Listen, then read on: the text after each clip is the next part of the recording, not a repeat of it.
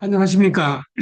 에, 이 제목이 요즘 관심을 끌지 않을까 싶어서 정해봤습니다. 에, 우선 그 성경 말씀에 너희는 이 세대를 본받지 말고 라는 말씀이 있습니다. 근데 지금 우리가 크리스천으로서 이 세대를 본받지 말자고 할 때 이 세대가 어떤 세대인가 이런 것이 이제 중요하죠. 여러 가지 그 세대적인 문화가 있겠는데 요즘 우리나라 사회에서 이제 화제가 되는 게 이제 방탄소년단 문화죠. 그래서 이거하고 그다음에 이제 어, 이게 비춰서 어, 이걸 본받지 말라고 하셨으니까 그럼 이게 어떤 건지를 우리가 좀 알아야 될 필요가 있겠다는 생각에서 이 주제를 정하고 한번 그 연구를 해봤습니다. 오늘 말씀드릴 순서는 이 방탄소년단의 그 음악 자체 그리고 그 음악의 배경이 된다고 하는 데미안이란 소설, 그 다음에 호모소셜리티, 지금 생소한 단어인데, 이것이 이제 그 호모섹슈얼리티와 또 어떻게 좀 다른가 하는 거, 그 다음에 이런 그 세태 문화의 배경이 되는 일부에 되겠습니다만은 헬먼 헤세에 대해서 말씀드리고, 그다음에 영지주의, 그 모든 것의 배경이 되는 영지주의에 대해서 말씀을 드리고자 합니다. 우선 방탄소년단이 왜 인기가 있는가?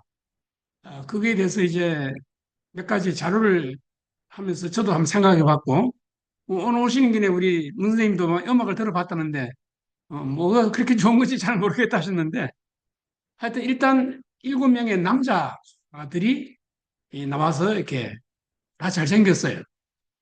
그리고 이 얼굴이, 에페미네이트,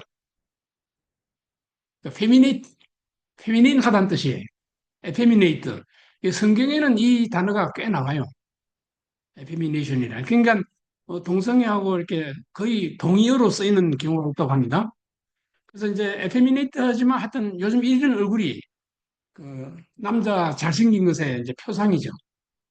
그런 게 있고 그다음에 그 음색이 뭐 들어보셔서 알겠지만 굉장히 아주 요상해요. 아주 하이톤이고 남자 목소리인데 아주 뭐 소프라노 같았어요. 그런 음색을 갖고 있고 그 랩을 하기도 하고 노래도 부르기도 하고 이게 또 매력이라네요. 그리고 춤이 대단하죠. 그리고 여러 가지 감정을 표현하는데 한 사람의 가수가 하는 거는 입장하겠지만 7명이 각각 다른 감정을 대변한다고 합니다.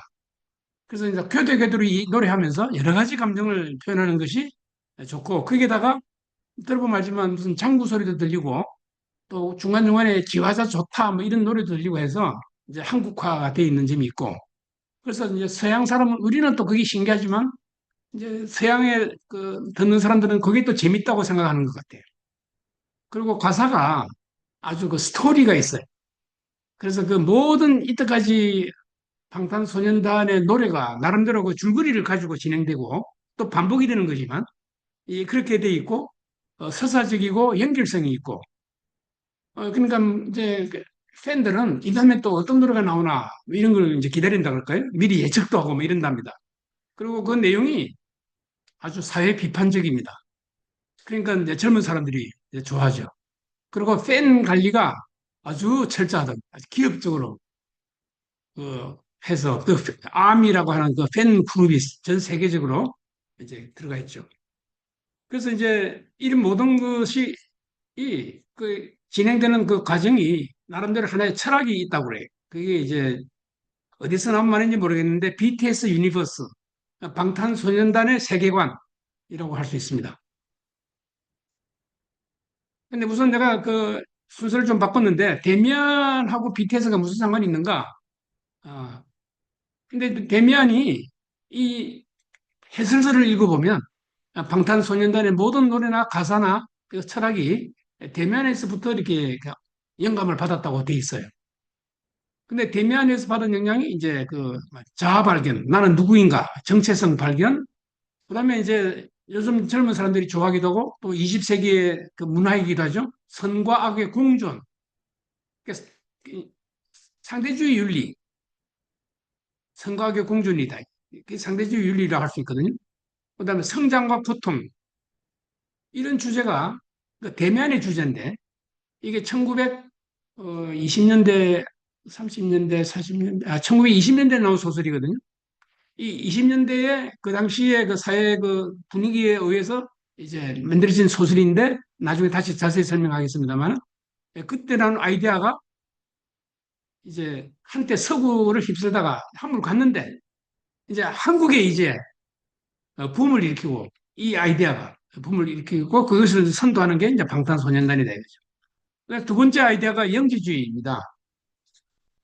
이 대면의 그 주제가 그 이제 대면 자체도 있고 이 사람이 그러니까 인간 같지 않은 이상한 그런 그이좀 그 방탄소년단 뮤직비디오에 나오는 천사의 이미지 갖고 있고 거기서 아브락사스라는 영지주의 신이 거기 나와요. 나중에 설명하겠습니다만은 그 대면 소설이 가장 유명한 게 알을 깨고 하늘로 날아오라라.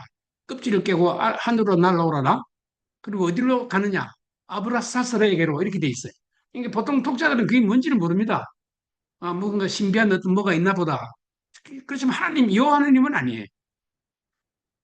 그래서 이 아브라사스가 이제 그 등장해서 이제 중요한 역할을 이제 한다 이겁니다. 그래서 이 아이디어가 대면의 세계고 이것이 방탄소년단의 세계관이 어, 방탄소년단 이거 BU 유니버스 그러니까 BTS 유니버스라는데 종교적 구조를 갖고 있어요. 고통, 죄, 구원 이런 서사를 가지고 있습니다. 애들이 이제 뭐난 괴롭다 어떻게 하면 내가 구원받을까 뭐 이런 식으로 생각하는 걸 이제 노래로 표시해 준다 이거죠. 그리고 이 멤버들이 각각 그 자기 역할을 하면서 반복하고 실패로 끝나고 다시 그다음에 또 다시 또 시도하고 이렇게 그 이제 루프를 형성한다고 그래요. 이 순환 구조를.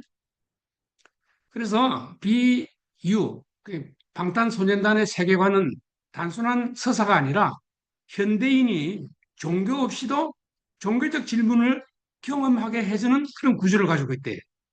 종교처럼 느껴지는 이유는 구원, 희생, 반복, 해석, 공동체 이런 그 종교적인 그 핵심을 그대로 갖고 있어서 그렇다라고 얘기합니다. 이론적 배경은 데미안의 서사고요. 이게 이제 그 칼 구스타브 융이라고 하는 정신분석가의 이론 중에 들어가는 셀프 리얼리제이션 또는 셀프 액츄얼리제이션이라고 이건 뭐 정치과에서 유명한 얘기인데 자기 실현이라는 이런 주제가 이 대면의 서사고 이걸 방탄소년단이 차용하고 있어요. 그리고 이제 그 내가 깨닫는다는 점에서는 이게 이제 인식이라는 점에서는 아론백이라는 그 인지이론가의 또 그 아이디어를 차용하고 또 관계 그냥 남자끼리 친하다 뭐 이런 거 있잖아요. 그 애착 관계라 그래가지고 이제 존 볼비의 애착 이론이 이게 또 포함되어 있습니다.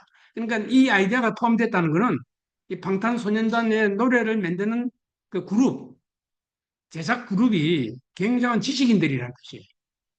뭐 방시혁 씨도 그렇겠지만 그 팀이 제가 들어보니까 인문학자, 심리학자, 미술가, 미학자들 이런 그룹이 모여가지고 내 생각에는 뭐 박사학위쯤 가지겠죠. 그리고 그런 사람들이 모여서 아이디어를 만들고 서사를 만들면 그다음에 이제 거기 해당해서 작사를 하고 또 검토하고 거기다 곡을 붙이고 검토하고 시연해보고 검토하고 고치고 아주 이 저 시제품을 만들어서 해보고 또 고치고 뭐 이런 작업을 통해서 드디어 나오니까 대단히 구급된 그 제품이 나오는 거죠. 그래서 결국은 트라우마 중심의 서사. 요즘 우리나라도 뭐 트라우마 받았다 말을 많이 하잖아요. 그리고 자기 희생, 선택, 이거는 하고 싶어 하지만 다른 사람이 희생해서 나한테 잘해주면 얼마나 좋겠어요. 자기는 희생할 생각은 없지만. 하여튼 그래도 희생과 선택. 그래서 이제 그 구원을 받으려면 희생하고 그중에서 뭐 선택을 한 다음에 책임지는 삶을 살아야 된다. 종교적이죠. 예, 이런, 그리고 이 방탄소년단은 내가 깨달아서 구원받는 게 아니라 7명의 친구들이 서로 도와서 같이 구원받는다는 아이디어예요. 그러니까 아주 매력적이죠. 그리고 이게 또 실패하게 돼 있어. 그렇게 해도 실패해서 새로 또 시도하는 거예요. 그러니까 같은 주제가 반복돼. 그래서 조금씩 이게 올라가겠지, 이제. 네, 그런 이제 구조를 갖고 있다고 합니다. 그래서 이제 결국은 기독교에서는 하느님이 은총으로 우리 개인을 구원하시는데 이 방탄소년단의 세계관은 하나님과 더불어 성장하고 구원받는다. 이런 거랍니다. 그러니까 하나님은 필요 없고 우리끼리 도와서 서로 구원하자. 이런 게 서사예요. 그러니까 노래 듣고 그거 따라 부르다 보면 세뇌될 것 같아요, 애들이. 대면 줄거리를 잠깐 보는 게 좋겠습니다.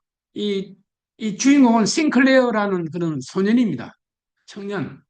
이 기독교, 경건주의 기독교 가정에서 자랐어요. 이 경건주의라는 걸 설명하려면 또 굉장히 긴데, 루트교의 제2 종교개혁이에요. 루트교. 칼빈, 칼빈 장로교의 제의는 그 스코틀랜드 그 청교도 뭐 이렇게 얘기할 수 있어요. 근데 이제 또 감리교가 또 생긴 것도 이제 제2 종교개혁이죠. 이게 루트교의 종교개혁인데 17세기 이제 생긴 건데 경건주의라고 그러는데 굉장히 경건해. 예. 그런 경건주의 가정에서 자랐고 태어났고 이제 그런 그 싱클레어라는 사람이 헬스하고 똑같죠 이제 같은 배경을 갖고 있어요. 자기 얘기예요. 헬스의 자기 얘기인데 자전적 소설이라고 그럽니다. 근데 이 싱클레어가 학교 다닐 때 크로마한테 크로마라는 악동한테 괴롭힘을 당해 하라스먼트를 당합니다. 그때 데미안이라고 한 2살 많은 애가 나타나서 걔들을 막 때려주고 쫓아주고요. 그래서 이제 싱클레어는 너무 고맙고 그 형이 너무 좋아지는 거예요. 그래서 졸졸 따라댕겨요. 근데 이 형이 또 모르는 게 없어. 근데 주로 하는 얘기가 성경이 뭐가 틀렸는지를 주로 얘기해 주는 거예요. 그러니까 이게 기독교의 모순, 뭐 아담과 창조부터 시작해서 이제 뭐 우리 보통 말하는 기독교 비판하는 사람들이 하는 얘기를 그대로 해주면서 애한테 그러니까 이 이제 싱클레어는 정신이 없죠. 그리고 뭐 뿅 가는 거예요 이제. 그래서 가스라이팅, 이제 영지에 가스라이팅 당한 거예요. 그래가지고 이제 집을 떠나서 대학생 됐을 때 여러 가지 또 여러 가지 이제 그 경험을 합니다. 뭐 애인도 사귀보고 친구끼리 술도 마시고 온갖 하는데 그때 이제 그 유럽 그 문화 문명이 아주 그때 막 위기에 처해요. 1차 대전 터지기 직전의 상황이니까. 근데 이때 또 이제 데미안이 홀린이 나타나요. 사라졌다가 나타나서 또 막 세상 얘기를 해석해 줍니다. 그리고 이 세상은 곧 망하고 이제 새로운 시대가 돌아온다. 우리가 그걸 위해 준비해야 된다라고 얘기를 막 해요. 그래서 너 생각 있으면 내가 들어가는 서클에 가자. 그래서 그 서클에 갔더니 그 사람들은 이마에 카인의 스카를 갖고 있어요. 이 얘기가 왜 이렇게 되는지 듣다 보면 아시게 될 겁니다. 그래서 그 그룹에 들어가서 자기도 그 하는데 거기서 이제 대면의 어머니를 만나요. 그 어머니가 아주 얼굴이 미니고 이 어머니인데도 아주 젊어 보이고 너무 우아하고 그래서 그냥 이 대면이 저 싱클레어가 뿅 가가지고 뭐 사랑한다고 그러고 막 그래요. 근데 요거는 이제 어떤 그 주제냐면 친구하고 대면하고 자기는 동일시하니까 어머니하고 그 사랑하는 관계가 그냥 일종의 건친간적 그 구성이 되는 겁니다. 이런 걸 또 해석가 살짝 비치는 거죠, 소설에서. 그리고 이제 1차 대전이 터져서 싱클레어하고 대면이 같이 군대를 가요.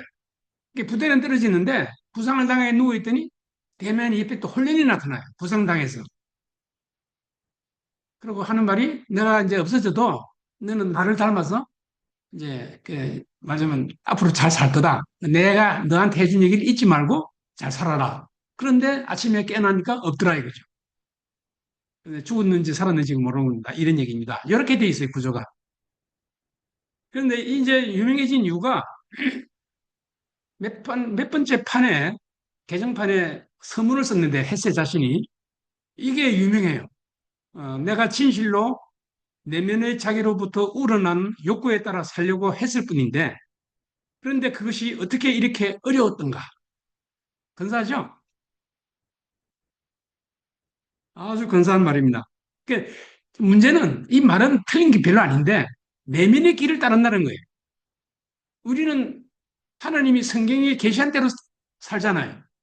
근데 이제 이 주제는 자기 내면으로부터 나오는 그걸 따르라 이겁니다. 그 내면으로부터 뭐가 나옵니까? 온갖 욕망이 나오죠. 선한 욕망, 나쁜 욕망. 근데 그게 다 괜찮다는 거예요. 어떠냐?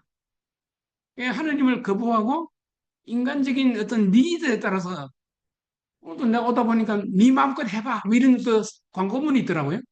예, 그게 영지주의적 철학입니다. 너 마음껏 해봐.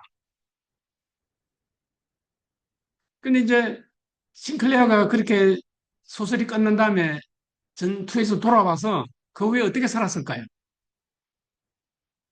그 이제 대면대로 그 영지를 받았으면 싱클레어가 잘 살았을까요? 그 소설가의 싱클레어가 말입니다. 예, 우리 의사들은 항상 예후를 생각해요. 그 예후라는 개념이 굉장히 저는 아주 중요하다고 봐요. 치료를 했는데 환자가 죽으면 안 되잖아요. 그리고 그 후에 잘 살아야 돼요. 아무리 뭘 깨달아도 우리 정신과에서는 이제 아, 내가 그래서 그랬구나 하고 깨달아도 그 후에 그걸 고칠 수 있느냐는 또 다른 문제예요. 그래서 이제 그 데미안 비틀슨 이게 BTS가 비틀즈로 입에 발리는 이 노래 중에 이 대표적인 곡 두 개 가사를 적어놨습니다. 이걸 보면요, 빨간 걸로만 쓴 거 보면 사랑은 악마의 또 다른 이름. 그러니까 사랑하고 악마를 동일시하는 거예요. 달콤함에 중독된 병신, 놓치긴 싫어서 악마의 손길을. 이게 뭐 하자는 거죠? 그리고 too bad, but it's too sweet. 너무나도 나쁘지만 너무나 달콤하다. 그러니까 이런 얘기 들으면 어른들은 시끄럽다 하겠지만 애들은 너무 멋진 거예요. 왜냐하면 자기들도 죄를 짓고 싶은데 그 죄를 지으면 얼마나 달콤할까 생각하거든요. 이제 이게 뮤직비디오에서 따온 그림이에요. 이 소년이 악마 천사 날개 아래 지금 맞은 일종의 굴복하는 그게 아주 패시네이트 돼가지고 정신 못 차리는 장면을 한다고 보죠. 이것도 마찬가지고요. 그 블러드 스웨트 앤 티어스란 이 가사가 제목이 아주 멋진데 내용을 보니까 뭐 블러드 스웨트 티어는 별로 없고 제목만 좋고 내용을 보니까 그 미술관에 가서 이 천사를 보고 키스하고 뭐 이런 얘기가 되면 장면이 벌어지면서 노래가 나오는 거예요. 그 중간에 이제 그 비라는 이 가수는 뭐 이렇게 2층에서 떨어지는 곡이 나와요. 그래서 이걸 갖다가 이제 알이 깨지는 어떤 뭐 그런 걸로 해석을 하더라고요. 그리고 아브라삭스 얘기가 나오고. 그래서 이제 우리가 이걸 비판적으로 보면 자기 구원의 서사가 너무 과잉이에요. 어떻게 내가 스스로 구원받느냐 하는 게 너무 강조되니까 그게 맞을까 하는 거죠. 그리고 영지주의적 이원론. 영지주의는 선과 악을 분명히 구별해서 그 신은 선하지만 이 지상의 모든 것은 더럽다 악하다고 돼 있어요. 근데 이제 이 BTS나 헤세나 유응이라는 그 우리 그 정신분석가는 선과 악이 공존할 수 있다고 생각해요. 이 선과 악을 통합해야 된다고 생각해요. 그게 셀프 리얼리제이션이에요. 내 자신의 내면에 좋은 것과 나쁜 것, 선과 악이 있는데 우리는 선을 택하고 악을 버려야 된다고 생각하는데 유흥은 이 둘을 통합시키라 그러거든요. 그래야 네가 진실로 네가 된다 그 얘기. 괜찮은 말 같은데 과연 그럴까? 이건 또 영지주의 생각하고는 오리지널한 생각은 틀린 겁니다. 그러니까 유흥이 생각한 영지주의가 있고 본래 영지주의라는 게 따로 있고 영지주의는 그 우리 그 베드로 서신이나 그 후에 이제 그게 나옵니다. 요즘 교회에 지혜 있는 자들이 들어와서 어쩌고저쩌고 하는 말이 나와요. 그게 영지주의라고 우리 지금 해석을 해요. 너희는 지혜를 따르지 말고, 그죠? 히브리, 유대인은 표적을 구하고, 헬라인은 지식을 구하고, 우리는 그리스도를 따른다 이렇게 있는데, 그 지식에 해당하는 게 지혜, 지식, 인식. 이걸 이제 신성한 게, 영원한 지혜, 이게 이제 영지예요. 뭔가 영원한 진리가 있는데, 그거는 영원한 진리의 신이 있고, 그 밑에 신들이 쭉 계급이 있고, 그 계급 중에 하나가 세상을 창조하고, 뭐 이런 식이에요. 그래서 이게 다 하자면 그런데, 그 다음에 3번, 허브 소셜 중심 구조로 돼 있어요. 이제 BTS가. 여성, 그 노래 가사나 그 팀 중에 여자는 아무도 없어. 근데 BTS는 여자애들이 좋아하더만. 팬이 다 그 여자애들이. 그것도 우리나라 애들보다도 그 중남미, 필리핀 뭐 이런 쪽에. 그게 뭔가 좀 가묘하잖아요? 왜 BTS가 그런 애들한테 매력적일까? 그다음에 트라우마를 미약화해요. 네가 상처받은 것은 아름답다, 의미 있다 이렇게 생각. 우리는 괴롭는데 그걸 아름답다고 얘기하면 이제 그걸 트라우마 받고 우리가 뭘 해야 되는 기독교적으로 말하면 트라우마 받고 하면 우리가 뭘 반성하고 고치고 회개해야 되잖아요. 근데 이걸 트라우마 자체를 아름답다고 그래요. 그러니까 피해자 의식을 말하자면 이렇게 미화하는 거죠. 그러니까 내가 복수하거나 뭐 더 잘 되려고 생각하기보다는 그 자체가 그냥 아름답고 좋은 거야. 내가 피 흘리고 이런 게. 그건 좀 우리가 볼 때는 좀 아니거든요. 그리고 이게 구원받고 끝나는 게 아니고 실패를 하게 돼 있어. 이런 그 시도가. 그걸 자꾸 다시 하면서 또 다시 하고 또 다시 한다. 그래서 루프를 형성한다고 돼 있어. 이러니까 그 현실적인 문제를 너무 상징적으로만 하니까 실제 해결 방법이 없어. 몽상 속에 들어가요. 몽상 속에서 아름답다. 뭐 그때가 좋았지. 뭐 슬픈 건 좋은 일이야. 뭐 이런 식이 돼버린다. 이런 식. 그 팬덤 해석을 과잉합니다. 그러니까 팬들이 마음대로 해석하는 거를 잘한다, 잘한다. 그래, 맞다, 네 말이 맞다. 이런 식으로 하니까 팬들은 좋아하지만 이게 엉뚱한 데로 흐르죠. 그 애들의 그 여론을 따라서 또 다음 곡을 만들거든요.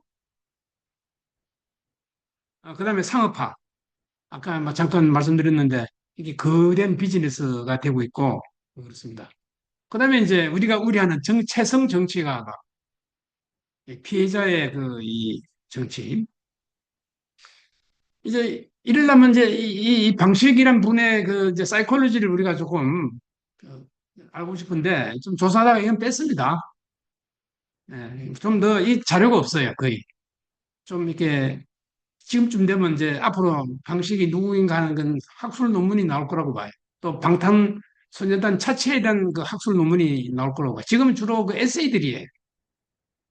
그리고 왜 방탄소년단이 성공했는가에 대한 그 경제학적 논문이 있는데 그 콘텐츠를 분석하는 논문은 아직 없어요. 국제적으로도 없고 아마 나오겠죠. 옛날에 비틀즈 나왔을 때 뭐 대단했듯이요. 미국에서는 뭐 그 스위프트 테일러? 거기에 대한 뭐 그런 문헌들은 뭐 방대하게 쏟아져 나온다 그러대요.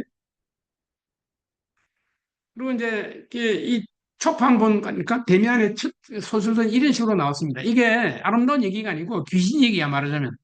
데미안 자체가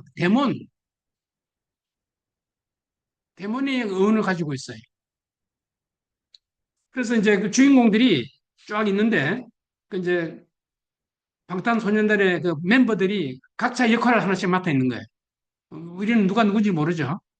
뭐 정국, R&B, 지민, 슈가, 뭐 제이홉 이렇게 있는데, 그 서사 중에 대면에 나온 주인공들의 그 역할을 하나씩 맡아서 그 자기 그 부분을 노래하는 거예요. 이 쭉 이어서 막 교대로 나오면서 노래를 부르면서 하나의 이제 서사가 만들어져요.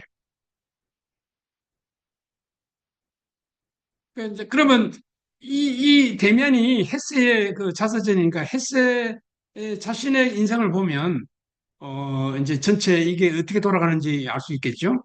그래서 헤세를 잠깐 소개해 드리겠습니다. 이 경건주의를 나타내는 그림을 저게 보여주고 있고요. 그다음에 부모의 모습이에요. 아주 그 좋게 보면 경건하고 아주 고리타분하다 그럴까요? 그러니까 이제 서구가 독일도 그렇고 서구에서 이제 세상이 바뀌고 있는 세상에 산업사회가, 그러니까 옛날 고전적인 사회에서 산업사회가 되고, 칼 막스가 나오고, 니체가 나와서 떠들고 할 때, 그때 이제 이 젊은 애들은 그쪽에 공부를 하면서 세뇌가 되겠죠? 근데 이 아버지가 옛날 경건주의 얘기를 막 하니까 이 머리 좋은 햇새가 이게 못 견디는 거예요. 그래서 이제 그 아버지는 자기 아들도 목사가 되기를 바래서 그 이제 그 신학 예배학교, 그 이제 세미나리라 그러더라고요. 신학 예배학교를 부르는 이 그 밑에 그 세미나리 지금도 아주 고급 중고등학교로 남아 있어요. 여기 입학시켰습니다.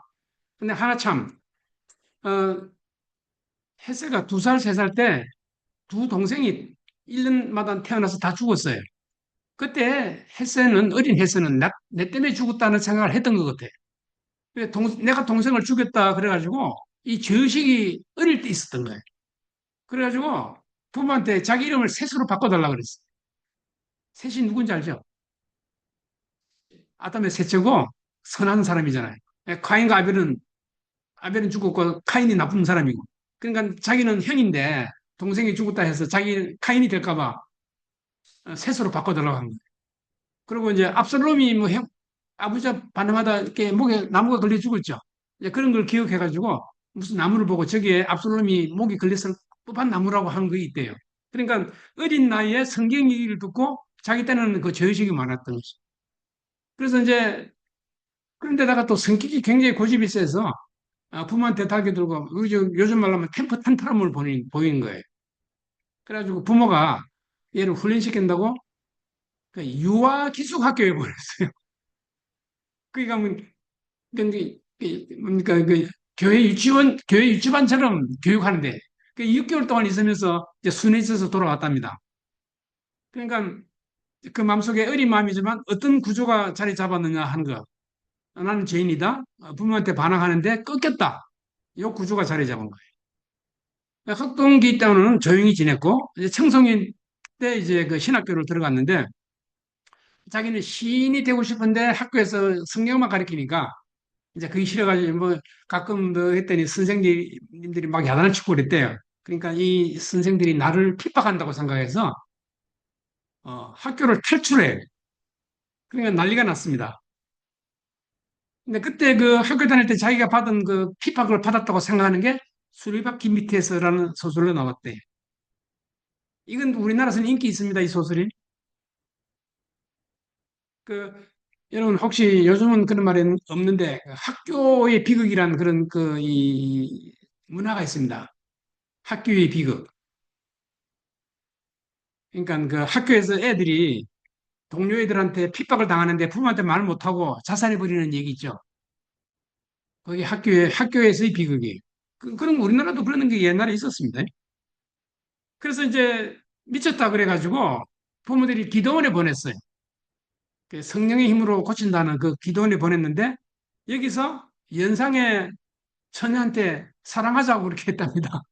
그랬더니 이 여자가 무슨 소리냐, 애가 이렇게 됐겠죠? 그러니까 이제 자기는 죽는다고 권총을 사가지고 또 탈출을 했어요. 그래서 부모가 놀래가지고 이번에는 정신병원에 보냈습니다. 정신병원에 있으면서 이제 굉장한 그 말하자면 그 발광 상태를 보여요. 그래서 뭐 아버지 나한테 권총을 사주세요. 그러면 내가 아버지를 쏴버리 뭐 이런 편지를 보내고 했대. 요 위에 거는 위에는 그 헬스가 입원해 있던 정신병원에서 그 헬스에 관한 기록을 모아가지고 만든 책이에요. 그 어렸을 때 어땠는가, 그 업무 기록 같은 걸 조사해가지고 내가 이거 구해서 이제 번역해서 보았습니다. 그 청년기에 이제 병원 졸업한 다음에 병원에서 나온 다음에 학교는 뭐 대충 졸업하고 대학을 안 갔습니다. 그 머리 좋은 사람이. 그리고 이제 독립한다고 튜빙이라는 도시에 가서 서점에서 취직해서 일을 했어요. 부모를 떠나고 싶어서. 부모 밑에 있으면 교회 가야 되고 하니까 말하자면. 그래서 서점하면서 자기 힘으로 먹고 살면서 독학을 했어요. 서점에 있는 책을 다 읽었다고 그래요. 말하자면. 그래서 그때부터 이제 시를 쓰기 시작해서 이제 작가의 길로 들어갔습니다. 근데 그 시를 어머니한테 자랑 삼아 보냈더니 어머니가 보고 엄란하다. 네 재능을 하느님의 영광을 위해 써라. 이게 충고했대요. 그때 해서가 이 편지를 찢었답니다. 찢고 얼마 에 어머니가 죽었는데 장례식을 못 갔어요. 안 갔어요. 그 장례식에서 자기 성질이 폭발할까 싶어서 안 갔답니다. 그리고 이제 작가로 성공해서 이제 결혼을 하게 될 때 동년배 어떤 목사 딸하고 교제하는 사이에 의외로 9살 연상인 어떤 여자하고 결혼했어요. 부모한테 말도 안 하고 결혼했어요. 그리고 이제 그 소설을 많이 써서 드디어 피터 카멘찐따라는 소설로서 히트를 쳐서 이제 부자가 돼서 이제 결혼 생활하고 집을 꾸려서 살았답니다. 그, 그 주변에 남자친구들이 모여가지고 맨날 떠들고 술 마시고 뭐 음악회도 하고 신앙송도 하고 이렇게 살았답니다. 그리고 걸핏하면 여행을 떠났어요. 그 당시 여행이라는 게 저런 거죠. 개나리 보침 들고 걸어서 다니는 거예요. 도보 여행. 그래서 이제 그 집에 안 붙겠고 하니까 부인이 이제 노이로제가 됐어요. 그 불만 때문에. 나중에 사이코가 돼가지고 이혼당합니다. 그래서 이제 아버지 싫듯이 독일도 싫어가지고 스위스로 이사를 갑니다. 국적을 고쳐요. 나라를 바꾸는 거죠. 그리고 스위스에 있으면서 독일의 파시즘을 이제 그 빌레르 미세의 그 독재 정치를 비판을 해요. 그래서 반전 평화주의자가 됩니다.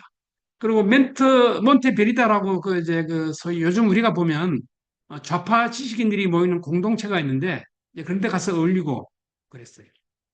그리고 이때 나온 소설들이 이건데 뭐 다 소개할 필요가 없고 베어톨드라는 소설, 수르바키나 피터 가멘신들 했는데 베어톨드라는 소설은 어떤 청소년이 그 기숙학교에 있으면서 동네에 있는 처녀를 사랑했는데 어떤 그 선배되는 사람이 자기가 좋아하는 아가씨를 가로채서 그냥 결혼해 버렸어요. 그래서 이 청년이 화가 나서 그 선배를 찔러 죽이고 도망가는 얘기예요. 근데 해서도 이 소설을 발표한 게 뭐 했으니 1907년에 써놓고도 나중에 한 20년 지나서 출판했어요. 하여튼 이제 그 당시에 헤세의 사이콜로지죠, 이게. 우리가 볼 때는 헤세는 뭐 온화하고 착하고 시인이고 이런 걸로 이제 생각하는데 이런 점이 있다는 거. 소설로서 나타나. 그리고 이제 게르트루드 로사르데는 이제 자기가 예술가로 생각하는데 예술가는 결혼 생활을 못 한다고 이제 생각하는 거예요.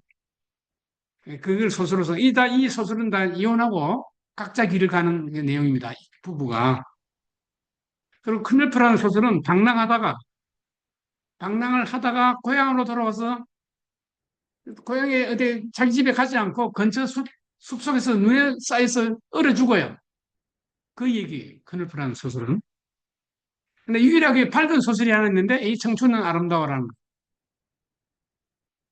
이거는 이제 그 자기가 튜빙겐에서 이제 시인으로 출발해서 성공하고 고향을 방문하는 얘기예요.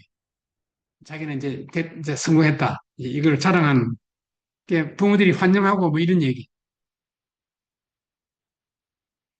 근데 하여튼 이렇게 하는 사이에 해서 이제 시는 자기 심령을 그대로 표현하죠. 이 당시에 1인 시를 썼습니다. 이게 유명한 시예요. 안개 속을 헤매면 이상하다. 숲이며 돌은 다 저마다 외로움에 잠겨 있고 나무도 서로가 보이지 않는다. 다 모두 혼자다. 그렇게 뭐 시인으로 출세해도 이런 시를 쓰고 내면으로는 우울한 거죠. 그런 이제 호모소셜리티 얘기를 하겠습니다. 이게 보면 아시지만 남자끼리 모여가지고 서로 잘났다 그러고 의시되고 뭐 여자 무시하고 뭐 이런 게 호모소셜리티입니다. 쉽게 말하면 동성 간의 친밀감. 그래서 이것이 이제 사회의 구조화되는 거죠. 근데 이제 이걸 레스비안인 어떤 학자가 보고 남자들이 세상의 헤게모니를 지려고 하는 수작이다라고 해석을 했어요. 근데 이제 호모소셜리티는 섹스는 없습니다. 남자끼리의 그 친밀감, 우정만 가지고 얘기하는 거죠. 동성애 원인과는 관계가 사실 없는데, 이 아까 그 학자 세즈윅이 이 소셜리티가 오래 가다 보면 동성애로 갈 수 있다. 이건 전체가 다 하나다라는 얘기를 했어요. 그러니까 동성애자들은 그렇게 하고 싶겠죠. 왜 섹스만 동성애냐? 서로 뭐 그냥 마음으로 좋아하고 친한 것만 해도 동성애다 이거죠. 근데 그렇게 되면 얘기가 완전히 달라져요. 그러니까 지금 이제 그 우리 사회 미국 정신과학회나 심리학회에서 동성애를 이모셔널 어트랙션, 로맨틱 어트랙션도 동성애라고 그래요. 섹슈얼 어트랙션만 있는 게 아니고. 그래 이런 사람들의 이론을 끄집어 들여서 넣은 거죠. 그래서 동성애를 성 바깥에 이런 인간적인 친밀감, 남자끼리 우정도 그냥 동성애라고 해버리려고 그래. 이거는 우리가 경계해야 됩니다. 그래서 이게 퍼져가지고 이제 이 호모섹슈소셜리티를 딱 붙들고 페미니스트들이 공격을 해요. 남자들이 세상에 헤게모니를 지려고 이런 짓을 하는데 이제 이건 없어야 된다. 그리고 버틀러, 이제 우리 만날 얘기하는 버틀러가 젠더 이론에 호모소셜리티를 끄집어 넣어가지고 뭐 얘기를 또 만들고 그리고 이게 이제 사회학적으로 정치적으로 이렇게 나온다 그러죠. 이 그림은요, 그 세즈윅이 쓴 책인데 제목이 Between Men, 남자들 사이란 그 제목인데 이 그림이 요상하죠. 이 그림은 유명한 그림이에요. 저 인상주의파 그림 중에 뭐 덕안지 누군지 그 모넨지 하는 사람이 그린 그림인데 이 풀밭에서의 점심이라는 그 그림 이게 아주 그냥 그때 아주 욕을 많이 먹었죠. 풍기물론하다고. 근데 이제 지금은 세계적인 작품이 됐어요. 현재는 이게 이 그림을 가지고 이 세주기라는 사람은 어떻게 설명하느냐면 동성끼리의 그 어떤 우정이나 경쟁이나 이게 여자를 매개로 한다 그 얘기 이해가 됩니까?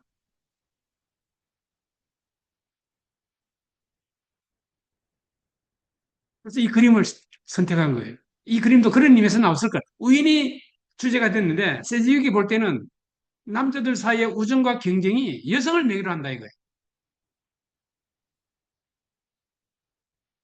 그러니까 한 여자 가지고 두 남자가 막 다투다가 뭐 죽이기도 하지만 둘이 또 친구가 되기도 해요. 그러면 이제 이런 그 호모소시ál리티를 기독교가 비판해야겠죠. 그러니까 일단 범주를 혼동한다 이거죠. 우정하고 섹스를 섞어서 하니까는 틀렸다. 친밀성을 성욕으로 해석하는 것은 모든 것을 섹스로 보고자 하는 그런 수작이다. 그다음에 이런 것을 괜찮은 거 어쩌고 하는 것은 사회 구성주의 우리가 맨날 얘기하는 거. 이 사회 구성주의를 우리가 지금 그 반박해야 돼요.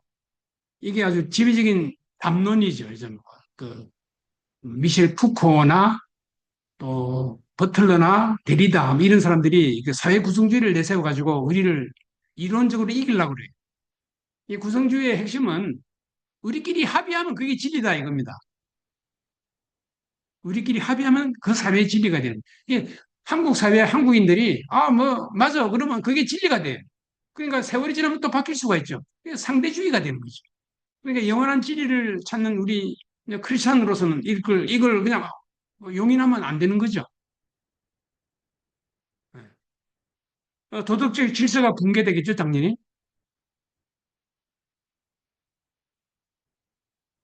근데 헬스가 호모소셜 하냐? 그러니까 헬스의 소설이나 본인 개인 생활도 그렇고 청소년 시절의 여러 과정을 보면 남성 중심의 그 정서적 관계에 아주 몰입해 있는 건 사실이에요. 여자는 별 관심이 없어요. 남자끼리 우정, 남자끼리 모여서 떠들고 같이 놀러 다니고 여행 가고 이게 너무 좋은 거예요. 여자는 결혼해서 애 낳아주는 수준으로 생각해. 그러니까 이제 페미니스트들은 이게 헬스가 여성 혐오주의자라고 막 뭐라고 그러는데 이제 그 보면 그 여성 혐오주의자는 아니고 여성을 이상화해 또 여신처럼 아까 에바 부인처럼 이상화하면서 동시에 또 이렇게 무심하게 대하는 그 자기 부인한테 대하는 거 보면 알죠.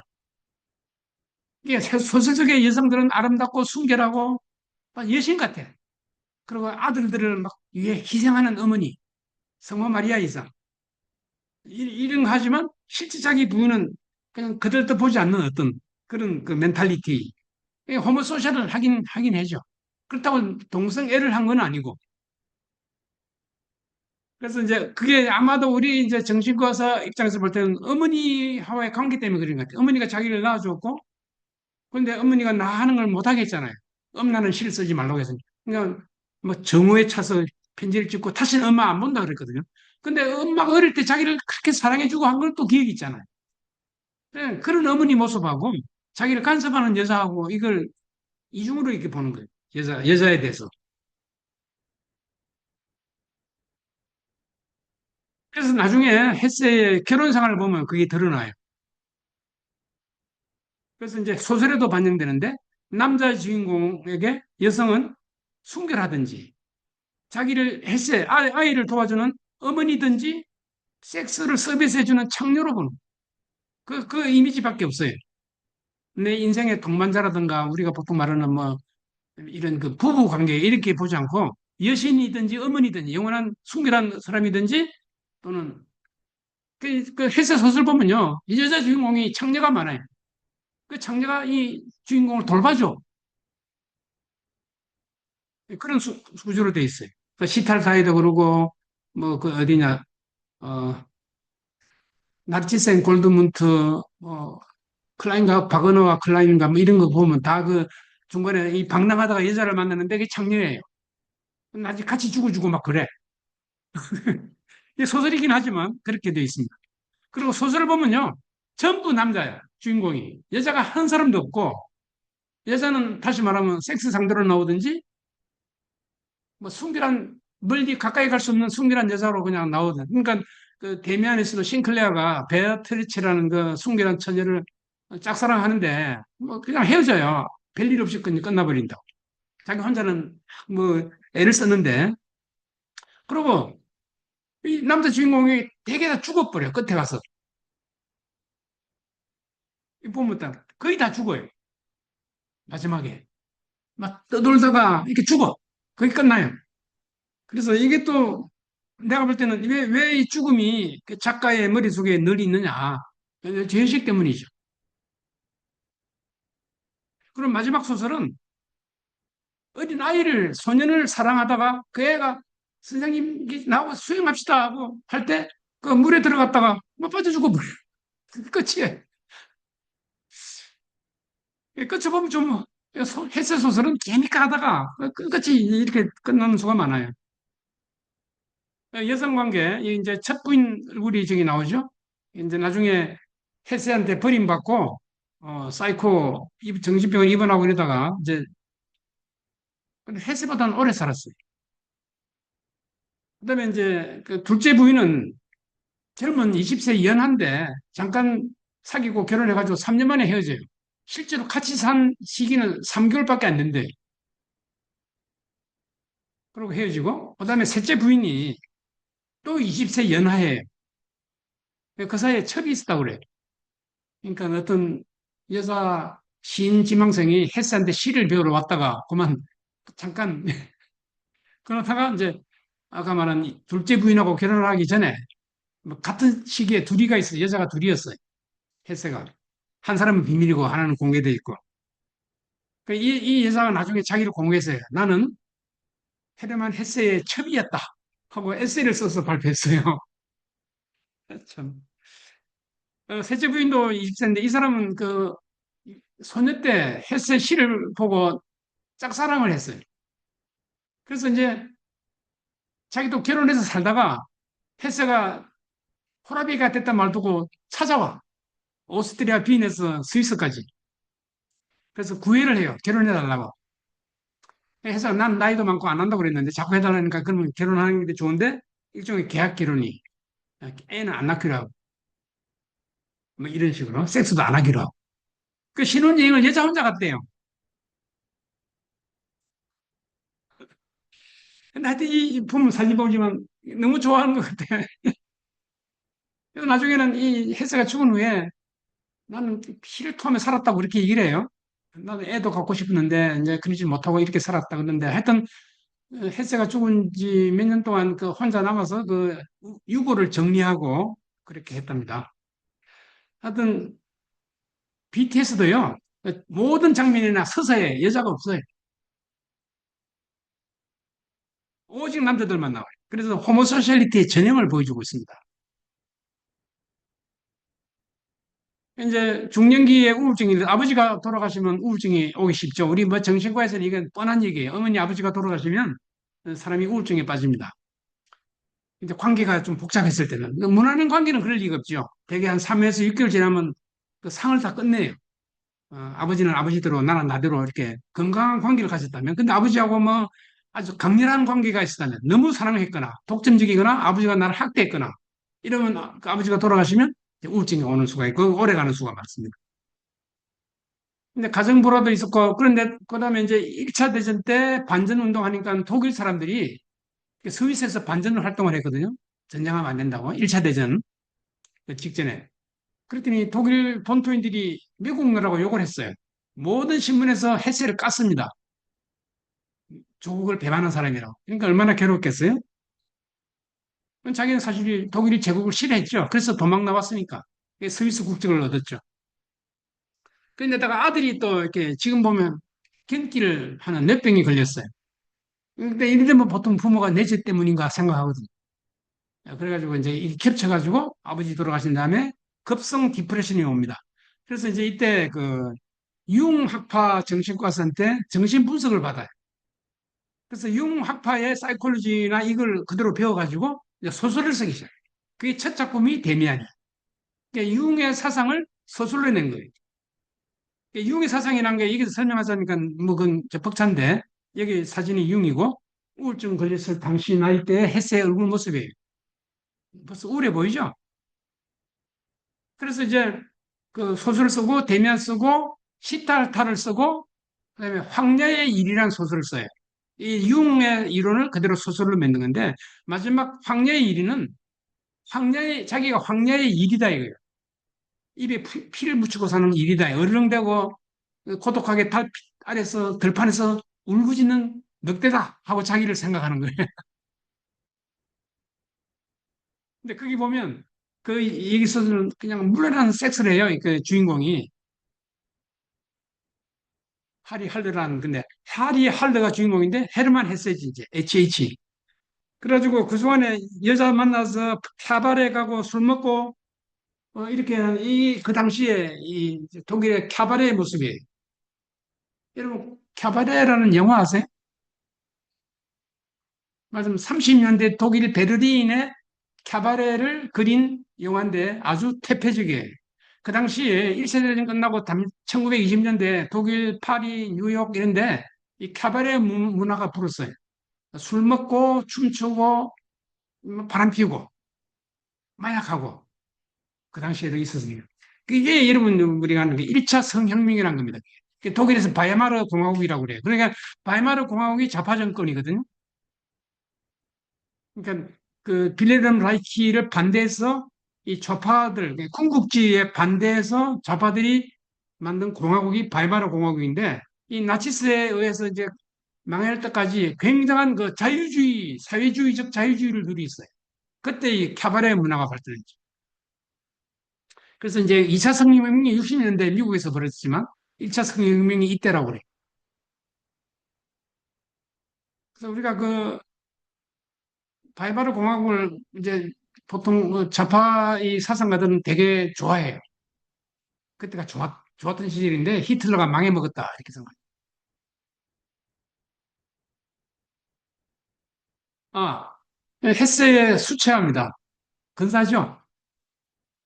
예, 하여튼 재능이 아주 다방면의 재능이 뛰어나요. 유화를 그리지 않고 왜 수채를 그렸을까? 뭐 돈이 없어 그렇다는 말도 있지만 수채화가 담백해요. 그러니까 헤세의 멘탈리티는 담백하고 순수, 순결을 표방하고 완벽주의자예요. 근데 재밌는 거는 풍경만 그렸지 사람이 하나도 안 나옵니다. 5천 점의 그림을 그렸다는데 사람이 하나도 없어요. 인간이 없어. 이게 마을하고 산과 들방, 호수만 있는 거예요. 이게 또 무슨 의미가 있는가? 이거 뭐 우리가 분석할 수 있습니다. 그래서 정신분석적 소설이 데미안 어린이 영혼 이제 이런 겁니다. 이 클링조 이거는 뭐 클라인과 바거너는요 한 사람의 주인공의 두 이름이에요. 클라인은 평범한 회사원인데 바거너는 그 자기 부인을 죽이고 도망가는 사람이에요. 그래서 부인을 죽이고 도망가서 어느 도시에 도착했는데 거기 있는 창녀 만나서 둘이 연애를 하다가 물에 빠져 죽어요. 그런 얘기입니다. 클라인과 바그너가. 그러니까 시탈타는 여러분 들어봤어요? 예, 이제 유명한 이제 한국인들이 좋아하죠. 시탈타 얘기를. 난 읽어봤는데 좀 지루하지만 뭐 의미가 있는 소설이고 이제 그 시탈타가 부처님을 만나서 좀 배우다가 이 사람 가지고는 안 되겠다 해서 자기 혼자 독자적으로 도를 닦아서 성공한다는 얘기예요. 그러니까 부처님 말씀을 안 들어.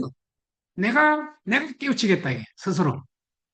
근데 과연 그 시달다라는 주인공이 시달다가 부처의 이름이거든요. 같은 이름이야. 근데 그 이름을 주인공을 내세워가지고 부처하고 대비를 시켰어. 같은 인간인데. 그래가지고 이 사람은 이제 그이 권위 기성 부처님을 거부하고 자기 나름대로 부처가 되는 거예요. 마지막 장면이 뭐 깨달음에 도달했다는 장면인데 그게 뭔가 하면 강가에서 옴 하는 소리를 들었다. 이게 그게 깨달았다는 뜻이로 그래 그렇게 돼 있어요. 어떻게 깨달았는지 몰라. 근데 헤세가 이 소설 쓰면서 마지막을 어떻게 쓸지를 몰라가지고 우울증이 재발합니다. 너무 고통스러워서. 왜 부처님의 깨달음의 세계를 어떻게 소설을 쓸 수 있겠어요? 지가 부처님의 경지에 못 들어갔으니까. 그러니까 그걸 쓰려니까 고민이 되니까 소설 쓰지 않고 한 1년 반을 놀면서 우울증에 빠졌어요. 그때 이제 유용한테 분석을 받고 유용이 가르친 대로 깨달았어요, 자기가. 그래가지고 성과학이 합친다. 뭐이 얘기야. 의식과 무의식이 합치고 성과학이 합쳐서 하나가 되면 이게 깨닫는 상태다 해가지고 그런 식으로 해서 자기가 시달다가 깨달았다 하는 장면이 강가에서 옴 소리를 듣는 걸로 끝나요. 근데 그건 실제 내용이 뭔지 모르죠, 우리가, 독자들은. 그러니까 소설 속에 시달다만 그걸 알고 작가도 모를 거예요. 햇새가 도통하지 않았으니까. 그 도통했으면 이럴 거라고 상상한 소설을 썼을 뿐이지 햇새 자신은 그 깨달음을 얻은 사람으로 보이지 않아요. 왜냐하면 그 후에 사는 걸 보면 그렇거든. 어, 여기 아까 말한 그 부인을 죽이고 도망갔다가 하는 얘기고 이게 황녀의 일이라는 소설인데 이 소설이 마약하고 섹스하고 카베레 놀고 하는 게 술, 여자 이 주제잖아요, 결국은. 근데 이게 나중에 미국의 영역이 돼서 이 소설이 영역이 됐어요, 나중에. 노벨상 탄 후에 영역이 됐는데 그때가 마침 미국의 히피 제2차 성혁명이 일어나던 시대. 그러니까 이 소설이 인기를 엄청 얻었어요. 술, 그게 마약이죠. 카바레, 노는 거죠. 섹스. 그래서 2차 성혁명하고 이렇게 시간대가 맞아가지고 이 소설가 이 햇세가 히피의 구루로 칭송을 받았습니다. 히피, 히피는 알죠? 그 구루는 무슨 뜻인지 알죠? 구루. 예, 스승. 인도에 사는 그 스승. 그랬더니 그 미국의 기성세대가 헬스를 욕을 했습니다. 이런 소설을 써가지고 미국의 젊은 애들을 오염시킨다고. 그게 검서를 시켰어요. 책을. 그 정도로 말하자면 대조적인. 그러니까 헬스는 또 그게 아니라고 막 변명을 했다고 그래요. 예, 그래서 이게 유명한 건 이제 황야의 일이고, 그다음에 이제 그 픽토르의 변신이란 이거는 이 인간이 성욕을 컨트롤 하다가 나무가 된다는 얘기예요. 남자 여자 둘이가 나무가 돼서 서로 마주보고 있어요. 그 소설의 마지막 장면이. 그랬더니 많은 새들이 와서 그 나무 위에 기들인다. 아름다운 얘기 같은데 좀 이상하잖아요. 남자 여자는 이렇게 합해야 되는데 왜 나무로만 이렇게 서 있어? 나란히 서기만 한 거예요. 이 메tamorphosis라고 이게 이제 변신하는 거예요. 인간이 인간이 아닌 다른 모습으로 변신하고 싶어 해요. 이 상태가 싫으니까. 그래서 트랜스젠더가 나오는 겁니다. 이 모습이 싫으니까 다른 걸로 하겠다. 여자가 남자가 된, 그러면 뭐가 달라질 거 생각하는 거죠. 그 다음에 영지주의 얘기하겠습니다. 이게 고대 어떤 철학인데, 지식, 그노시스, 영지, 지혜, 성경에 나오는 지혜인데, 이걸 알면 바로 이제 구원이 되는 거예요. 하나님이 필요 없어요. 그 영지를 어떻게 구하느냐? 그러면 잘 모르겠어요. 나도 이제 공부를 안 했으니까. 그 내적 깨달음, 자기가 깨달으면 된다, 이거죠. 그 깨달은 상태가 어떤 건지 난 모르겠고, 그 깨달은 사람만 알겠죠. 그래서 이제 1, 3세기에 지중해 세계에서 등장이고 기독교에 들어와가지고 예수님이나 하나님을 영지적으로 해석하는 거예요. 그래서 예수님 십자가에 못 박혔는데 몸은 죽어서 무덤에 갔지만 영은 뭐 저 위로 올라갔다. 그런 식으로 해석하는 거예요. 그 예수의 몸은 진짜 몸이 아니고 뭐 하여튼 그 우리가 말하는 퀴어 이론에서 말하는 그 기독교 해석, 예수님 해석이 다 영지주의에서 나와. 그 영지주의가 자유주의 신학의 마지막 배경이에요. 그래서 이단으로 초대교회 때부터 이단이 되었거든요. 근데 그게 사라지지 않고 지금까지 끈질기게 기독교 세계 안에도 남아있고 바깥 세계도 남아있어요. 그러니까 지금은 현재는 영지주의가 어떤 모습으로 하고 있느냐. 우리 기독교 안에서는 퀴어 신학이라는 게 남아있지만 이 바깥 세상에서는 그게 뉴에이지예요. 뉴에이지가 성과학이 없다고 얘기해요. 그래서 이거는 그냥 넘어갑시다. 그러니까 구원을 보시면 죄는 그 무지의 문제다. 뭐 죄가 따르니까 영지를 모르면 죄인이에요. 구원은 지식을 얻어서 이게 불교하고 비슷하죠. 내가 누구인가를 깨닫는 것이 구원이다. 그러니까 방탄소년단이 너 자신을 알아야 네가 하고 싶은 대로 해라. 너 내면의 소리에 귀를 기울이라. 뭐 부모가 시킨 대로 하지 마라. 이게 이제 그 BTS의 메시지예요. 그 영적인 신이 한 유일신이 아니고 범신론입니다. 신이 종류가 계급이 있어요. 그 최고 신이 있는데 이건 이름이 없고, 그다음에 이제 플레로마, 아이온, 소피아, 그다음에 데미우르고스, 데미우르고스가 세상을 창조해요. 그러니까 지혜가 그 위에 있죠. 그다음에 이제 거기서 물질 세계관하고 인간은 그 중에 제일 못난 핫질이에요.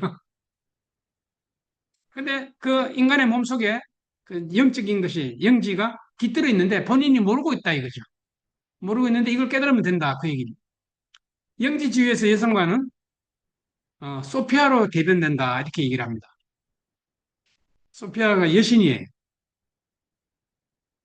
충돌은 어, 유일신 하나님이 아니라는 거하고 차이가 나는 거죠. 그리고 세상 인간을 성과 악으로 나누어요. 그러니까 육체와 정신을 나눠서 육체는 더럽고 악하고 영은 좋다 이거죠. 그래서 이게 분리하는 게 원칙이에요. 근데 이제 우리는 몸과 마음이 일체라고 보죠. 육체도 영적인 거고 정신도 영적인 거 있고 그러니까 일체로 보는데 예, 이제 영지에서는 그걸 분리해서 육체는 더럽다고 봅니다. 그러니까 그 왜 도 닦을 때 몸을 학대하는 거 있잖아요. 이렇게 수도할 때 막 채찍을 하고 뭐 스스로 못도 받고 막 이런 거 하는데 그거는 이제 영지주의적 발상이에요. 그러니까 우리 소위 보수 믿음을 가졌다는 분들이 자기 육체를 학대하는 어떤 그런 그 경향성은 그건 이제 영지주의. 부흥사들 중에 뭐 그런 식으로 하는 그런 것도 있을 수 있죠. 예? 우리가 조심해야 된다고 봅니다. 근데 이제 그 데미안에 보면 알을 깨고 하늘로 날아가서 아브락사스로 간다. 이런 말이 나오고, 아브락사스가 영지주의의 어떤 신이냐? 이 옛날에 초기에는 아브락사스는요, 지방의 한 신이라고 이렇게 취급이 됐는데, 이 헷세 융 같은 사람이 아브락사스를 아주 제일 높은 신으로 이렇게 만들었어요. 선과 악을 초월한 무슨 신과 악마의 이걸 초월한 그 하나로 된 어떤 별도의 신으로매. 그 계통에는 지금 안 들어있는 걸로 보는데 사실은 원래는 저 밑에 있는 신 중에 지방에 있던 신인데 이렇게 이제 만들었다고 생각합니다. 근데 이거를 이제 융이 얘기를 했고 그다음에 헬세가 이걸 차용했고 BTS가 이걸 자기 서사에 가사에다가 이제 반영시킨 거죠. 네, 이거는 뭐 이때까지 말씀했으니까 뭐 넘어가겠습니다. 그래 이제 헬스는 대면 쓰고 이제 이용 부석을 받고 그 후에 행복하게 잘 살았느냐? 예, 그게 만일 이용의 분석을 받고 도를 딱 뭐 도까지 가도 아주 건강한 그 사람이 되었다면 에, 잘 살았겠죠? 근데 그 후에 뭐 결혼도 하고 뭐 세 번째 결혼도 하고 근데 어떤 결혼을 했냐면은 집에서 일할 때 자기 부인한테 할 말이 있으면요 부엌에다 쪽지 써서 부엌에다 꽂아놨는데 오늘 저녁은 뭘 먹고 싶다. 말을 안 하고 자기 방에만 있으면서 그럼 부인이 그걸 보고 열애해주고 뭐 그런 결혼 생활이 뭐 신혼여행도 혼자 갔다니까 그 이제 이 사람의 마지막 이 사상의 집대성은 유리알 유이라는 이 소설이에요. 예, 그 외에 나르시스 골드문트는 이게 어떤 수도원에 젊은 청년이 들어와서 수도사가 되겠다 했더니 그 수도 원장이 젊은 그 수도사가 머리가 좋은데 야 너는 수도사 되지 말고 세상을 나가서 이렇게 경험해 보는 게 너한테 좋겠다. 수도원에 처박히지 마라. 뭐 수도원은 나 같은 사람이만 있으면 된다. 이래서 이제 이 사람이 나가요. 그래서 평생 싸돌아 다니면서 여자 만나고 뭐 애인도 만났다가 뭐 전염병으로 애인이 죽고 어떤 큰 지방의 영주 부인하고 섹스하다가 들켜가지고 감옥 갔어요. 이제 대면 그 나르치스가 이제 수도 원장이 돼가지고 거대한 이제 큰 인물이 돼가지고 찾아와서 걔를 구해줘요. 감옥에서 데려 나와 나르치스를 골드문트를 그리고 자기 수도원에 방을 하나 주고 거기서 먹고 살게 했어요. 그래서 이제 골드문트는 그 안에서 재능이 있으니까 조각을 성모 마리아를 해놓고 죽어. 이게 이제 헤세의 그 소설의 마지막은 어떤 거냐면 나르치스가 그 친구 죽었잖아요. 자기 친구 후배면서 친구지. 아, 걔 생활이 나은지 내 생활이 나은지 잘 모르겠다는 식으로 얘기하는 걸로 끝난다고요, 소설이. 해체도 좀 무책임해요, 그죠? 한쪽 편을 들으든지 하지 왜 이렇게 애매하게 얘기를. 그게 말하자면 음과 양을 통일한다든가 성곽을 통일한다든가 통합한다든가 하는 그런 이제 생각인 거예요. 동방여행은 모든 세상에 역사적으로 유명했던 지식인들을 다 살려가지고 단체를 만들어. 그래가지고 배를 타고 하늘을 날아서 동방의 진주를 찾으러 가요. 동방의 소피아를 찾으러 갑니다.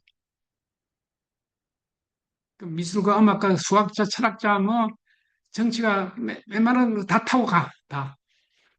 그러다가 중간에 난파가 돼가지고 실패를 끝나요. 그런 얘기예요. 근데 거기 그 유람단, 그 관광단의 총무 그 하인이 열심히 일을 잘했는데 이 사람이 알고 보니까 지도자예요. 네, 그런 얘기예요. 그 비밀 조직에서 파견된 어떤 사람인데 그 비밀 조직이 뭐 프리메이슨이다 뭐 이런 얘기가 나오죠. 유럽에서요. 유리알 유이는 어떤 똑똑한 그 고아가 있었는데 그 어떤 수도원에 그 수사가 와서 그 아이의 재능을 보고 데려다가 자기 그 수도원에서 공부를 시켜요. 그래서 온갖 철학과 수학과 논리와 문학을 공부하게, 음악과 공부를 하게 해줘요. 그 이제 그 공부 하나하나가 유리알이에요. 예. 그 하나가 유리알에서 철학의 유리알, 알키메데스의 유리알, 베토벤의 유리알, 이 하나가 다 있는 거예요. 이 모든 유리알 다 모아가지고 오선지 위에 이렇게 놓으면 거대한 음악이 되는 거예요. 그 어떻게 이게 유리알을 배치하느냐 해가지고 이제 그 유리알 유희죠. 그래서 그걸 잘하면 거대한 음악으로 탄생되니까 이제 박수 치고 그거 하는 게 평생 그 수도원의 일이에요. 회색 그 이제 주인공이 커넥터라는데 커넥터가 그걸 잘해가지고 최고봉에 올라요. 근데 어느 날 이 사람이 비관을 합니다. 내가 지금 이렇게 하는 게 옳은 건지 이게 해서 뭐 하냐 뭐 이런 생각이 들어가지고 다 때려치우고 이제 시골로 가서 친구 되는 사람의 아이를 가정교사를 하기로 마음먹고 그리 가요. 그 둘이서 처음으로 스위스의 어떤 그 산장에 둘이 이제 갔는데 첫날 그 아이가 그 호수에 수영하면서 선생님 들어오세요 그랬대요. 그랬더니 했어요. 그 주인공이 애 말 듣고 그 물속에 들어가서 몸 빠져주고 서로 서슬이 끝이에요. 그게 뭘 의미하는지는 알만해. 온갖 세상의 지식과 자기 같으지. 자기도 뭐 모르는 게 없으니까. 회사가 뭐 선술도 쓰고 시도 쓰고 음악도 하고 이 바이올린도 하고 뭐 그림도 잘 그리고 그러니까 뭡니까 만물 박사 만능 탤런트죠. 이제 그거 다 해봤다 이거죠. 근데 그러면 할 게 뭐냐? 뭐 조그만 손님이라도 내가 봉사하겠다 이런 마음으로 그리 간 거예요. 그러니까 아주 근사해 보이죠. 근데 왜 성공하지 못하고 그 아이를 가르쳐서 훌륭한 사람이 만들어야 되잖아. 왜 죽어버려? 그냥 햇세가 죽여버린 거야. 크네이트가 죽은 게 아니고 햇세가 그 사람 죽여버린 거예요. 이 모든 주인공이 다 죽어. 자기도 이제 죽으려고 했죠. 자살도 시도하고 그랬어요. 근데 그래 햇세는 우울증 치료받고 괜찮아져서 소설도 쓰고 성공을 했는데 이 마음속의 문제는 내면이라고 하는 거. 이거는 해결했다고 보기 어렵다. 이 사람은 이제 이런 단계라는 게 살면서 한 단계 한 단계 올라가면서 이제 이렇게 성숙해져 간다. 그래서 과거는 버리고 떠나자. 그런 얘기예요. 맨 끝에 문장을 보면 그러면 좋아. 마음이여 작별을 구하고 잘 있거라. 난 또 간다. 이거 어떻게 보면 죽는 얘기 같기도 하고 또 한 단계 올라간 그런 것 같기도 하고. 그래서 이 시도 아주 헤세의 대표적인 시예요. 이게 말년이 어떠냐? 62년에 노벨상을 받았어요. 노벨상 치고는 되게 늦게 받은 거예요. 60이 넘어서 받았으니까. 그러니까 이제 누가 헤세를 노벨상감으로 생각 안 했어요. 문단에서는 이상한 일을 얘기를 쓰는 사람이니까. 지금 노벨상 받으니까 와 노벨 작가라 그래가지고 막 한국에도 팔리고 다 읽어보고 한국 사람이 노벨상 받았다 그러면 그냥 막 사. 이제 그런 식인데 본래 이제 영미국이나 독일에서는 그렇게 안 봤어요. 그게 토마스 만이 나치스를 피해서 스위스로 망명 왔을 때 헤세가 많이 도와줬어요. 자기 집에 1년간 같이 살았어요. 이게 토마스 만이 노벨위원회에 얘기해가지고 헤세를 받게 해줘야 된다고 그랬던 말이 있어요. 그래서 하여튼 반전 운동한 게 이제 그 말대로 가치로 인정받았고 대면으로 노벨상 받은 게 아니고 유리할 유의로 받았어요. 그래서 이제 유명해지니까 영어로 번역돼서 미국에 소개된 거예요. 그래서 이 정원에서 일을 하면서 그 다음에 소설을 안 썼습니다. 한 22년간 노인으로 살다가 온 세상에서 노벨상 탄 후에 이제 독자들이 편지를 보내요. 선생님 이런 문제가 있는데 어떻게 할까요? 그러면 3만 통의 답장을 썼다고 그래요. 손수. 그러니까 완벽주의자죠. 부인이 대필한 것도 있긴 하지만 이제 구술했겠죠. 그래서 3만 통의 답장을 쓴 걸로 유명해. 그 서간집이 나와 있고 그러지. 그 내용이 뭐냐면 당신만의 길을 발견하고 그 길을 충실히 가시오. 이게 답장의 내용입니다. 모든 답장에 그런 식으로 썼어요. 그 듣긴 좋죠. 우선 나 자신만의 길이랑을 발견할 수 있을까요? 듣기는 좋은데. 여러분 고민 한번 해보세요. 나 지금이라도 내가 어떤 길을 가야만 하는지. 그러니까 우리는 좀 뭐 성경에 있는 예수님의 교훈대로 산다. 뭐 간단하죠. 근데 이제 헬스에 의하면 다 달라요. 개인마다 다 다르고 그러니까 자기만의 길을 찾으라 그러니까 좋긴 한데 내만의 길이 이제 뭔지를 못 찾는 거죠. 보통 사람들은. 보통 머리 가지고 어떻게 자기 길을 찾겠어요? 헬스도 자기도 뭐 왔다 갔다 했는데. 그러니까 이건 우리가 이 아이디어는 비판하기는 참 좋습니다. 그러면 그건 나보고 너의 대안은 뭐냐? 그럼 우리는 뭐 성경 보시오. 한마디니까 성경? 뭐 이럴까봐 이제 좀 걱정이지. 해서는요, 이제 아버지 기독교, 프로테스탄트 경건주의는 싫어서 떠났어요. 그렇지만 어릴 때 그걸 몸에 배웠으니까 전체적으로는 종교적이에요. 그리고 그 종교종은 아주 경건주의적 종교예요. 이 사람이 유교를 배웠으면 아주 공자처럼 경건해졌을 거예요. 또 불교를 배웠으면 훌륭한 도사처럼 경건한 검욕주의 도사의 그 스님 생활을 했겠죠. 불행히 유럽에 태어났기 때문에 이제 기독교고 이제 목사가 되기로 했다가 이제 아닌 걸로 된 사람이죠. 그러니까 사실은 다시 기독교로 가기가 이제 자기도 뭐 무한지 그렇지만 자기는 본래 종교적이거든요. 영지주의도 종교적인 거니까. 그래서 나온 결론이 범신론이에요. 그래서 모든 세상의 종교를 다 합해서 좋은 종교, 나쁜 종교 합해서 그냥 다 같이 이렇게 하면 된다 이게죠. 그러니까 요즘 말하는 non-religious spirituality, 비종교적 영성 이걸 추구하는 사람으로 이제 되는 거죠. 우리 정신과에도 지금 뭐 명상, 뭐 영성 이거 하는 분이 있는데 그 내용을 보면 기독교적이 아닌 수가 있어요. 그냥 불교적 명상, 그냥 막연한 명상, 뉴에이지적인 명상 이런 걸로 명상을 하기 때문에 우리가 볼 때는 조심스럽습니다. 그래서 마지막 죽기 전에 시를 쓰고 잤는데 그날 죽었어요. 그 마지막 시가 이거예요. 제목이 꺾인 가지. 아마 자기도 죽을 날을 알았는지 내 인생은 뭔가 생각했겠죠? 그래서 꺾인 가지. 꺾여져 부스러진 나뭇가지 이미 열 해 동안 그대로 매달린 채 메말라 바람에 불려 삐걱거린다. 잎도 없고 끝줄도 없이 벌거숭이로 빛이 바른 채 너무 긴 생명과 너무 긴 죽음에 지쳐버렸다. 뭐 해세 자기의 얘기 같아요. 그죠? 따끔하고 끈질기게 울리는 노랫소리 반항스럽게 들린다. 마음속 깊이 두려움에 몰려온다. 아직도 한여름을, 아직도 또 한겨울 동안을, 뭐 이런 시를 쓰고 그날 밤에 죽었어요. 그러니까 그 우울증을 해결하지 못한 거예요. 이 우울증의 그 근원이 뭔가, 이제 우리가 뭐 심플리, 정신과서로서 심플리 생각하면 어머니와 관계, 아버지와 관계죠.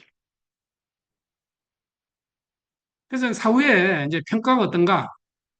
일단 문학적으로는 천재고, 고집이 세고, 지식이 많고 분노에 차 있고 그래서 이걸 방안으로 고집스러워졌다. 이제 완벽주의가 되는 거죠. 그리고 결과는 우울증, 그다음에 냉소. 뭐, 뭐 그렇게 뭐 열심히 자기는 천재면서도 이제 보통 사람 하는 거 보면 또 못마땅해 하는 이렇게 살면 안 되겠어. 뭐 이런 식으로 하는데, 뭐 그렇다고 몇 개 될 것 같지는 않고, 뭐 이런 식의 사이콜로지를 가졌다고 볼 수 있습니다. 전후 독일 파시즘의 정을 이제 문학적으로 표현했다고 해서, 이제 그 아주 그 이제 정치적으로는 또 이렇게 존중을 받아요. 그 청소년들은 열광했죠. 그 2차 대전 끝나고, 이제 이 독일에서 그 이제 나치스의 이제 고통을 받았다고 생각하니까, 이제 저항한 이런 그 작가를 이제 열광적으로 환영했죠. 그리고 그 시대가 이제 마침 또 우리 그 성혁명 시대였습니다. 그걸 또 이렇게 일조한 게 황야의 일위 같은 헤세 소설이기도 해요. 그래서 이제 그 당시 미국의 기성세대는 청소년들을 섹스와 마약으로 타락시킨다고 검술하려고 그러는데 인도, 일본, 한국에서는 대인기였습니다. 내가 대학 다닐 때 뭐 대면 하면 뭐 모두 난리가 났었어요. 여러분 모르시겠죠? 그때 유명한 그 저 여자 가랑비 펑그로도 돼지는 살아있다 해가지고 유명한 여자가 있어요. 이름이 지금 기가 안 나는데. 근데 그 여자 자살했어요. 독일 유학 갔다 오고 그래가지고 뭐 이제 그 독일 문학을 소개하고 이런 도구학자였는데 아주 그 하여튼 네, 지금 좀 있으면 생각날지 모르겠는데 저도 그 대학 시절 때 그 여자를 막 알고 아 대단하고 한번 봤으면 싶고 뭐 신문에 글 쓰고 난리던 여자였는데 자살했어요. 세상에. 그래서 이제 독일 현재 얼마 전에 이게 스피겔지에 독일 헤세가 뭐 100주년 됐을 때 표지 인물로 나오는데 이 사진이 이거예요. 헤세가 우리 보고 하고자 하는 말이 이거라 이거예요.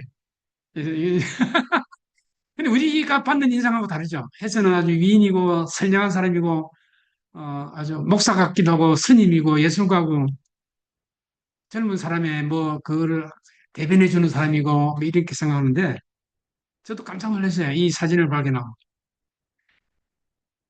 그래서 마지막 말입니다. BTS, 그다음에 BTS 유니버스는 상처 치유를 서사를 가지므로 청소년들에게 인기가 있다. 남자들끼리 서로 도와서 구원해주는 그런 구조로 돼 있고 이게 반복된다. 성공으로 끝나지 않고 실패한다면 또 다시 하는 거예요.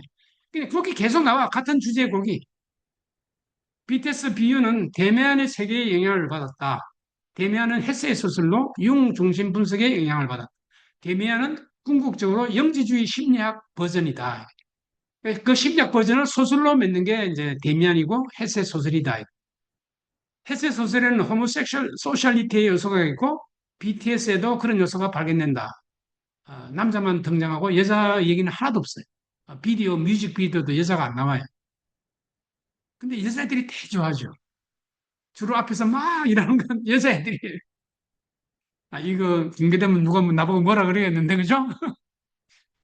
헤세는 자신의 우울증을 해결하였는가? 저는 아니라고 생각하는데 이건 의문으로 이렇게 너무 단정적으로 하면 안 되니까.